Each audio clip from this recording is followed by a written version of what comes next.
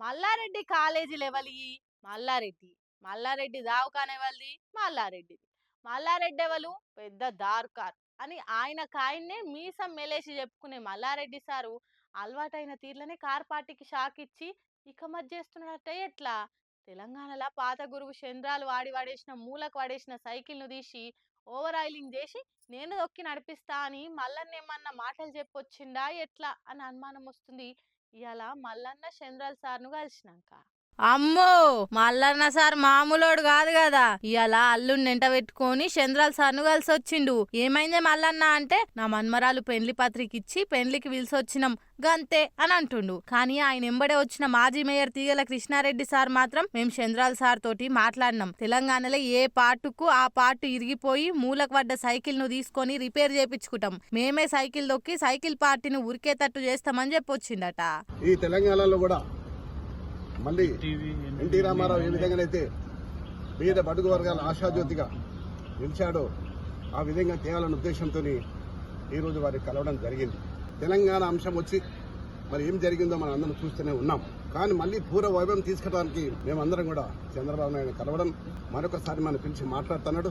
తప్పకుండా మీరు టీడీపీలోకి వెళ్తారా సార్? 100%. మీరంతా ఉత్సాహపడుతుంటే నేనెందుకు కాదంట? ఆల్రెడీ ఆంధ్రాలో పవర్లు ఉన్నాం, తెలంగాణలో కూడా పవర్ తెస్తారంటే నాకు డబుల్ బోనస్సే. ఇడిపోయినా కూడా తెలంగాణలో మన సైకిల్ పంచర్ కాకుండా తిరుగుతుందని నాకు బి హ్యాపీనే కదా అని సార్ కూడా చెప్పిండట. ఇక ఏమున్నది, అయ్యగారిని అడిగి ఓ మంచి రోజు చూసుకొని ఇస్త్రీ బట్టలు కొట్టుకొని వచ్చి పసుపు రంగు తీర్థం పుచ్చుకొని పసుపు మనుషులం అనిపించుకుంటాం సారు అని చెప్పిండట తీగల కృష్ణారెడ్డి సారు. మరి నీదేందే మల్లన్న అంటే మాట్లాడకుండానే వెళ్ళిపోయిండు. పోయింది మన్మరాల్ పెండ్లి పత్రిక పని మీదని.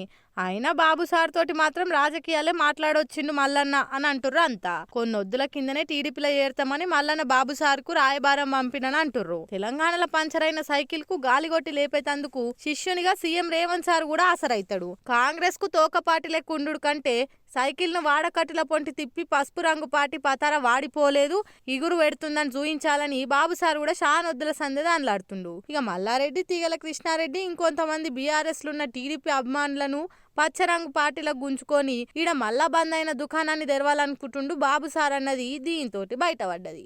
తెలంగాణ పబ్లిక్ మళ్ళా జాగ్రత్తగా లేకుంటే ఎవరి నుంచి అయితే విముక్తి కోరుకున్నామో మళ్ళా వాళ్ళు వచ్చి మన నెత్తి మీద కూర్చున్నాడు ఖాయమే అనిపిస్తుందని అనుకుంటుర్రు ఈ సంగతి తెలిసిన వాళ్ళంతా.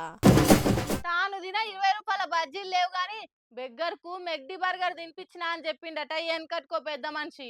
ఇప్పుడు ముఖ్యమంత్రి రేవంత్ సార్ చెప్పే ముచ్చట కూడా గట్లనే ఉన్నదని ఎక్కిరిస్తున్నారు కార్పాటోలు. సార్ మాటలు లండన్ అమెరికా దాటుతాయి గాని కాళ్ళు మాత్రం గాంధీ భవన్ దాటాయని ఎక్కిరిస్తున్నారు. ఇచ్చిన 6 గ్యారెంటీలకు దిక్కులేదు గాని మూసీ సుందరీకరణ పేరుతోటి 1,50,000 కోట్లు మురికి నీళ్ళ పారవోసుడు అవసరమా అంటారు. కేటీఆర్ సార్ అయితే ట్విట్టర్లో గట్టిగానే పోస్ట్ పెట్టిండు సీఎం సార్ మీద.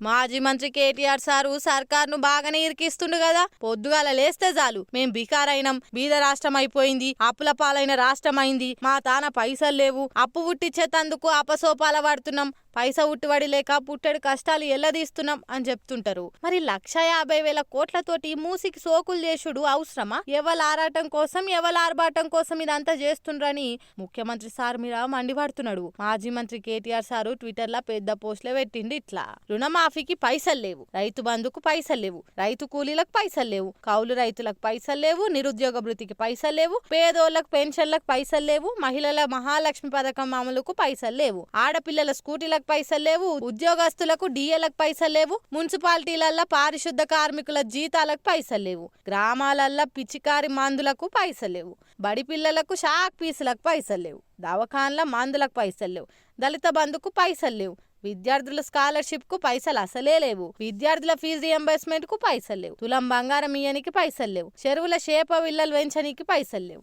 రెండో విడత గొర్రెల పంపిణీకి పైసలు లేవు. ఇట్లా దేనికి పైసలు లేవంటారు? మరి 1,50,000 కోట్లు ఏడికెంచి తెస్తుండ్రు సీఎం గారు అని ఎక్కిరిస్తుండు. మరి అధికార పార్టీలు దీనికేం కౌంటర్ ఇస్తారో చూడాలి.